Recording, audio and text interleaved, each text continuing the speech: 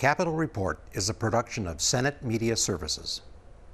On this week's program, we're talking about energy, highlighting the governor's newly released Clean Energy Action Plan and getting perspectives on energy policy from the Senate's Energy Committee Chair and an energy expert from the German government.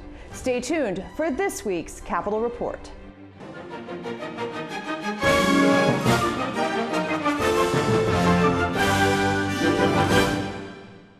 Welcome to this week's program. I'm Shannon Lurkey. Governor Tim Walz, DFL leaders, and business representatives held a press conference recently to announce the completion of a framework to move Minnesota toward net zero carbon emissions.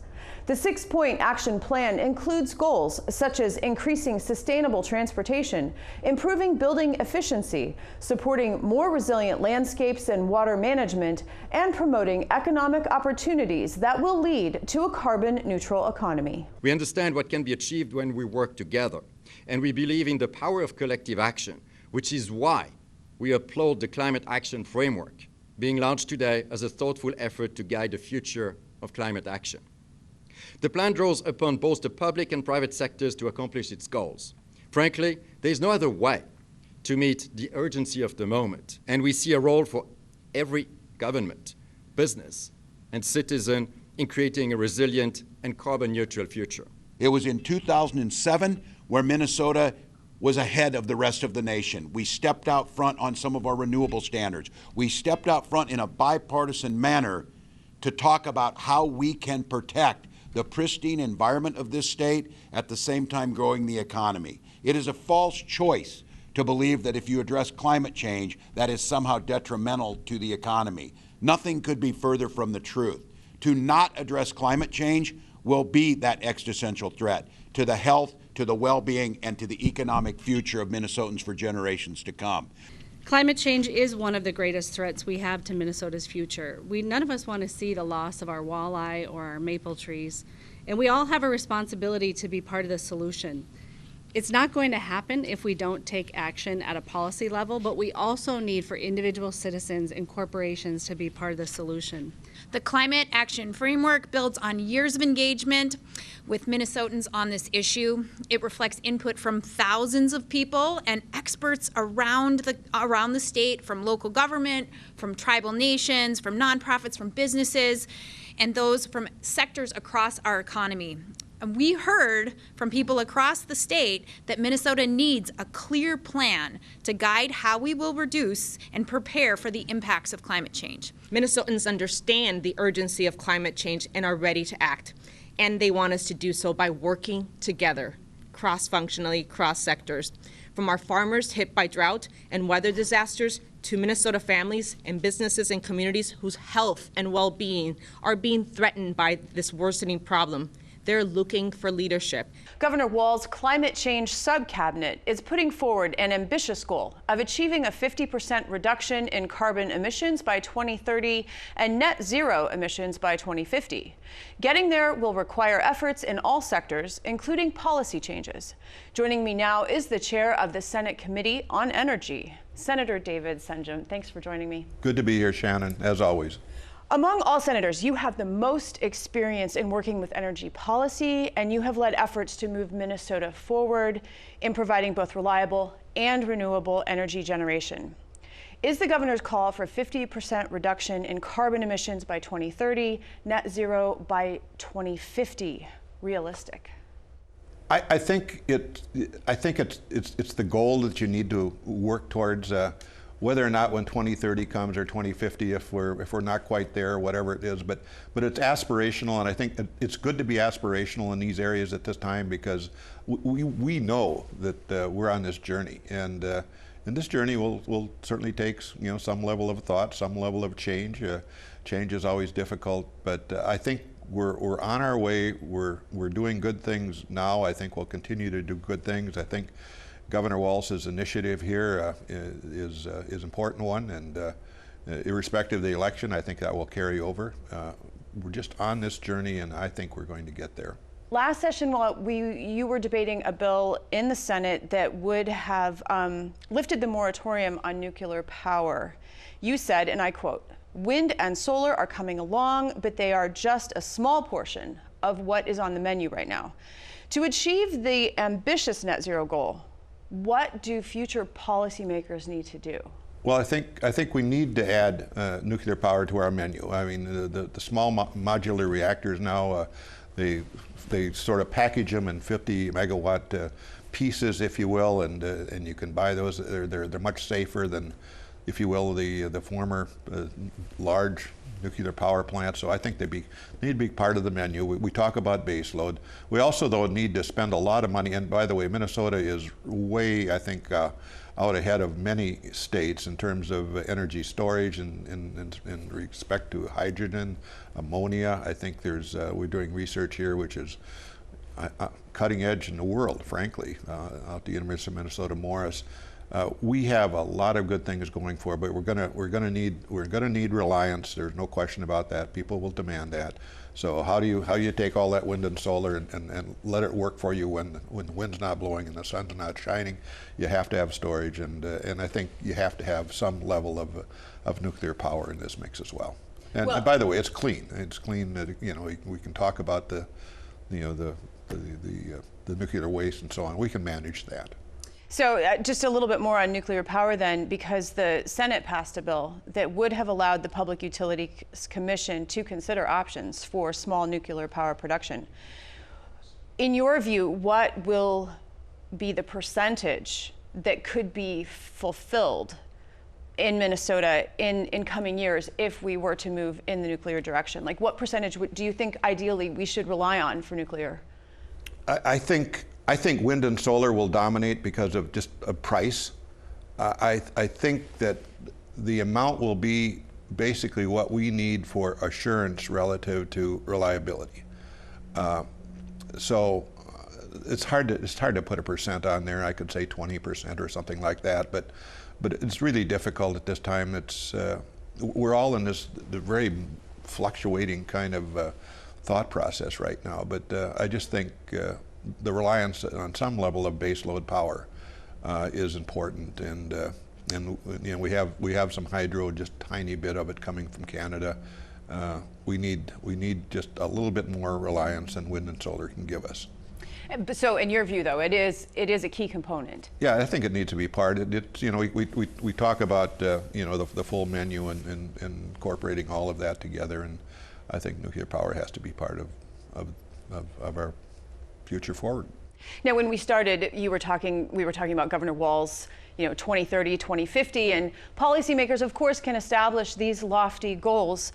But how do you incentivize a move towards net zero emissions? Because policymakers are not going to be generating this power. It has to be utility companies that generate the power. So how do you incentivize this? I think about Germany a lot and how they've incentivized themselves, and frankly, in many respects, more recently, it's been the young people that said, you know, we want you, Dad and Mom, to take better care of our Earth, and so that's one level of incentive. But right now, with the federal infrastructure bill and the more recent Inflation Reduction Act bill, there is a lot of money coming to states and, frankly, even to people. I think there is the possibility of $8,000 worth of grant money available for electrifying houses, for instance, and so this is all going to unfold in the next couple of years. There's going to be those kind of incentives and probably more that kind of come along here. Now, you are not currently, but you have been in the past, a member of the Transportation Committee, and a key aspect to net zero emissions has to do with vehicles. Critical to this is not only sufficient charging stations, but improvements in battery life and storage capabilities. Mining is key to battery production. Mining is controversial. What is the path for policymakers to walk this line? I think, you know, like all of us, we understand when we learn. And I'm personally convinced that you can put the engineering controls, you can put the oversight on the mining activity together in such a way that you can do this, that you can mine the critical minerals and that you can preserve, if you will, the earth at the same time. I'm just dead confident you can do that.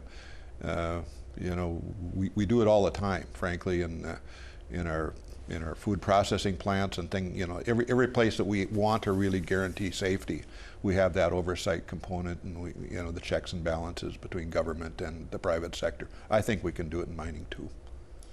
You've been active for many years in partnerships with Germany, and it pertains, to clean energy, and you mentioned it just a moment ago. So Germany is now facing a very serious energy crisis because of Russia's invasion of Ukraine. Are there crucial lessons that we here in the United States should learn from what is happening there? Well, I think it's just, again, diversify your power supply, but move forward. And the German people are just a marvelous group of people over there. And what I really admire about them right now, they're going through really, and will be going through some really hard times. In our country, I think if you ask people to go through those kind of difficulties, there would perhaps be a bit of a political uproar. We don't see that in Germany. I think we see some stability. They're handling it just perfectly in my mind. They understand what their problems are, but they're out working very, very hard to solve them. And the country is not in chaos, and I don't think it will be. They will move forward in a typical German sort of way towards the future. Senator David Senjem, always a pleasure. Thank you. Thank you, Shannon.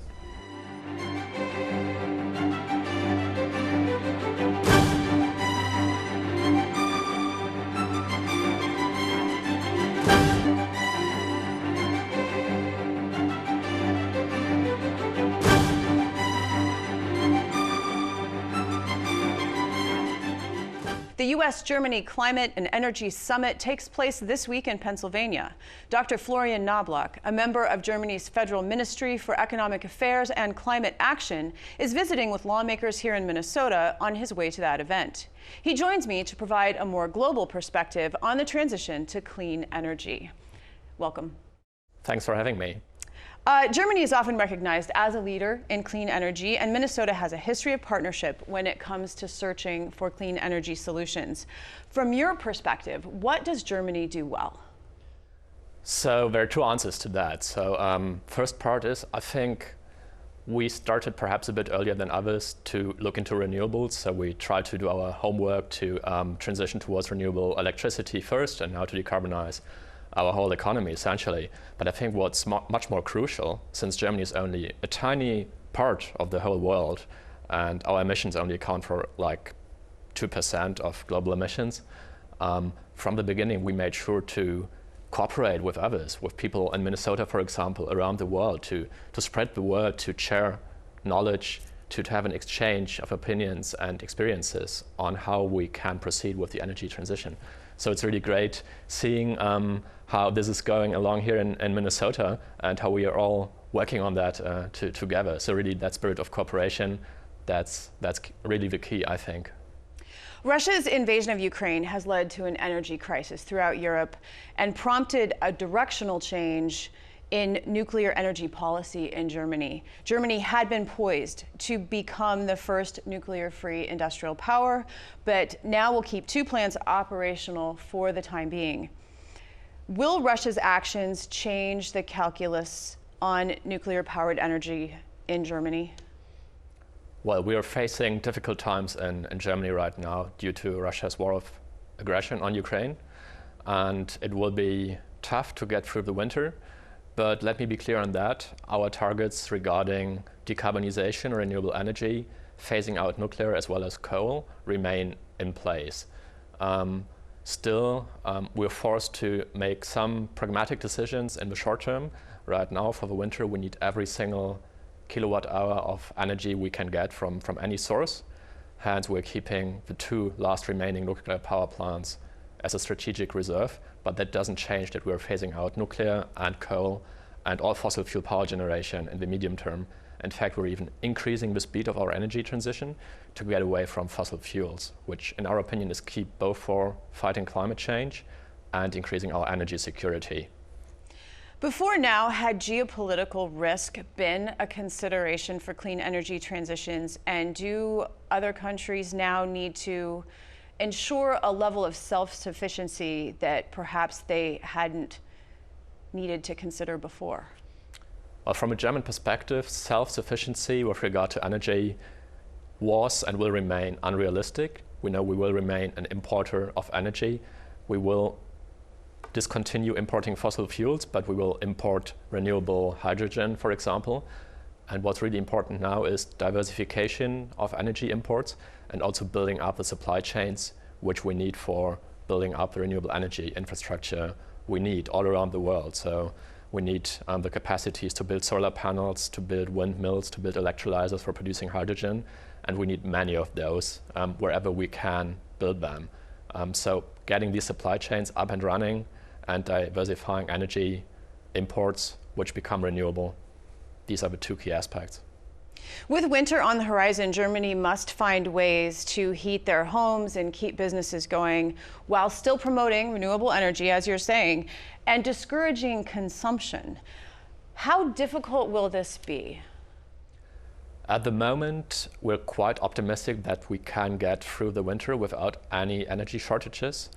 Our gas storages are filled to 90% right now, and they on their own can keep us running for almost 2 months. We still have half of our gas supplies coming from places other than Russia, Netherlands, Norway, and recently increasing LNG imports from the United States. At the same time, we're doing all we can to increase energy efficiency and decrease energy demand.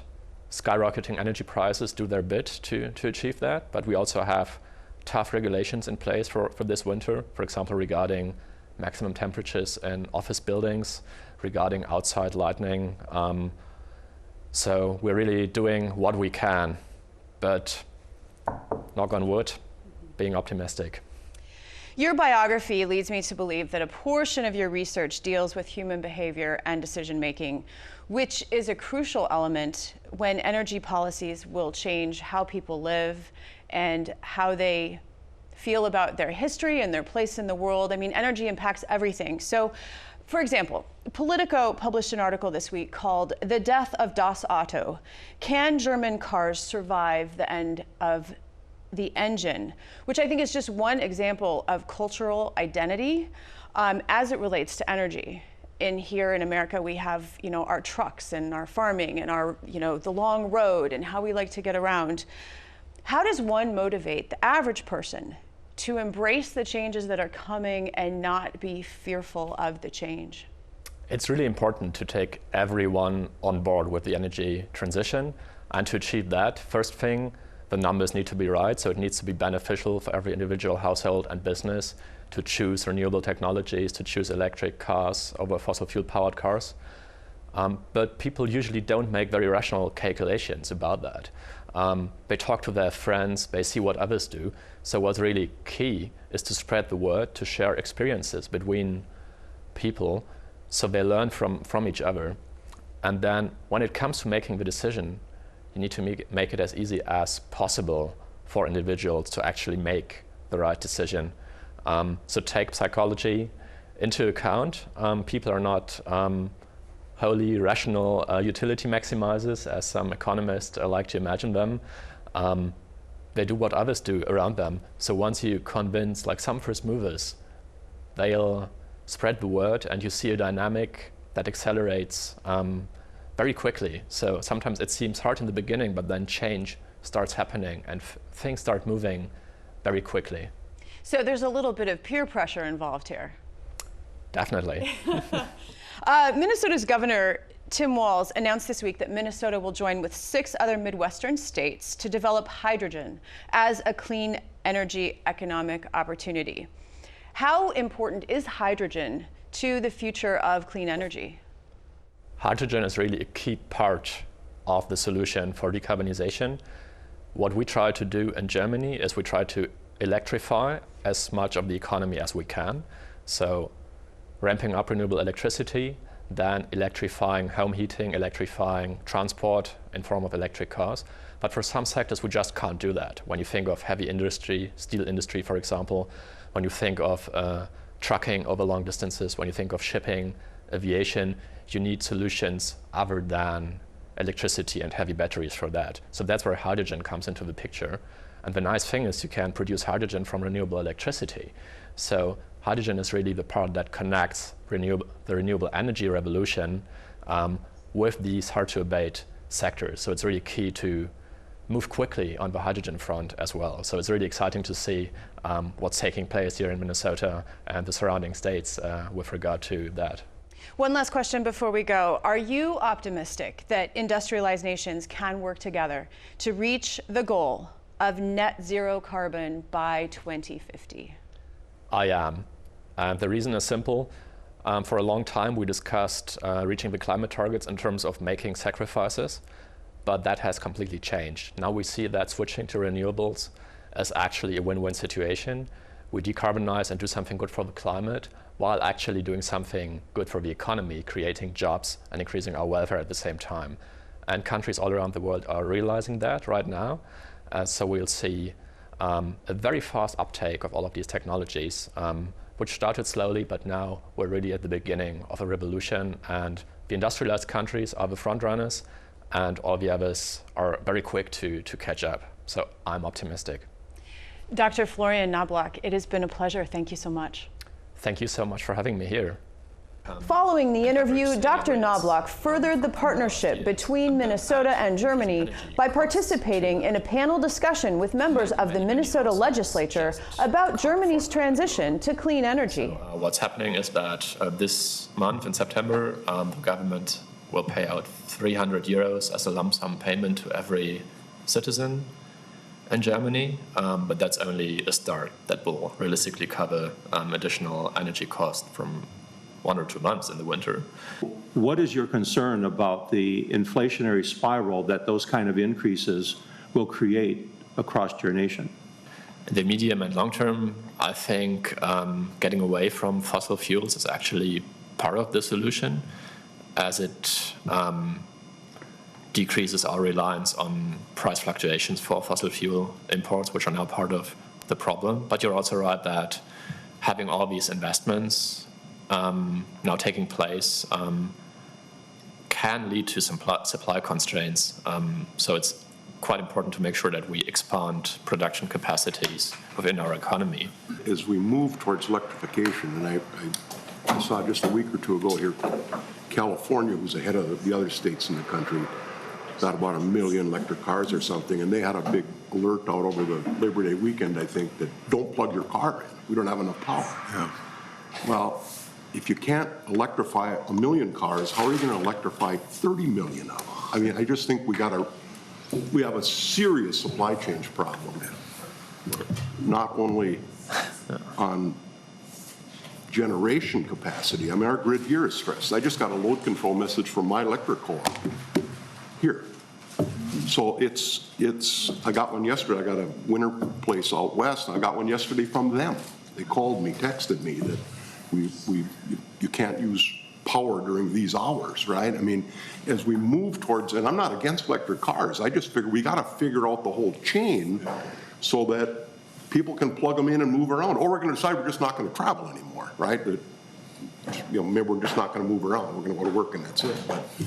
And then you got the whole supply chain issue of the batteries, the steel, the copper, the lithium, the cobalt, everything that goes into electrifying. We don't have the supply chain to manage all that. What really matters is how you set up your grid. So actually having many electric cars around can be both a burden and part of the solution.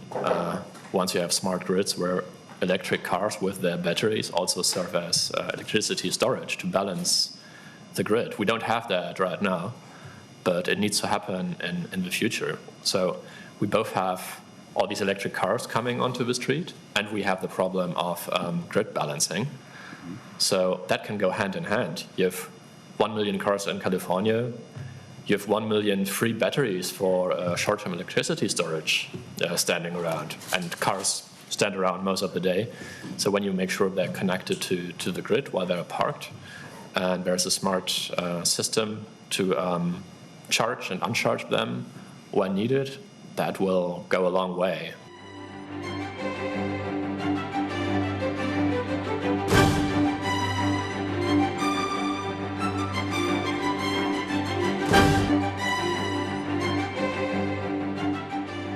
A key Senate committee met to review the size and scope of the Department of Human Services following a recent audit criticizing the oversight of grants for homelessness and housing. You have done some really straightforward work, particularly at the assistant commissioner level and above. But you and I had talked about compaction layer early on, and for those who aren't in ag, you develop a compaction layer when you drive over a field time and time and time again. And you keep planting seeds and you keep harvesting, but eventually that compaction layer gets in the way of roots going down. And so plants appear healthy and then they end up with shallow roots. The transformative work that you are trying to do, Commissioner, has a compaction layer, and you're not going to fundamentally change the department until you get through that layer. And this report tells me the compaction layer is still in place. And maybe some of these systems will make that change, perhaps. Both Senator Abler and I have carried legislation to break up DHS because I am getting this sense after 12 years that the cultural change that needs to happen where accountability and delivery are balanced is only going to happen if there's some fundamental change at DHS.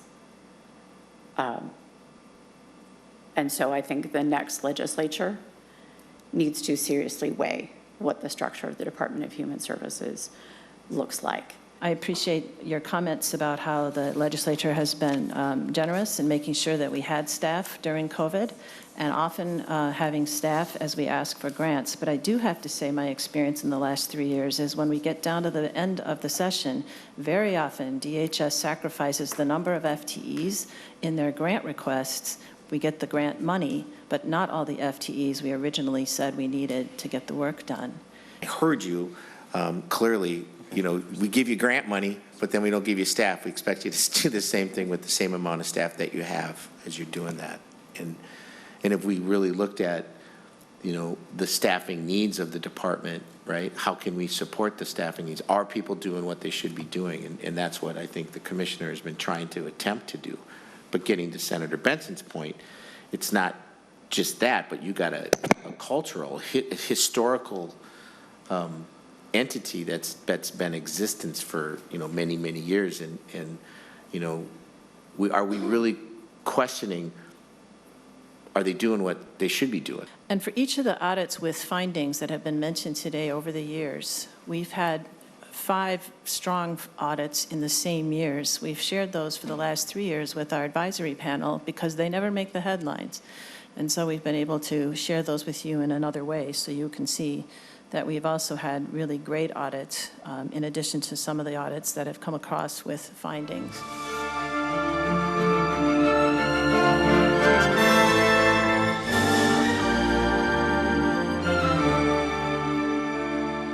Join us again next week as we delve into more topics affecting Minnesotans.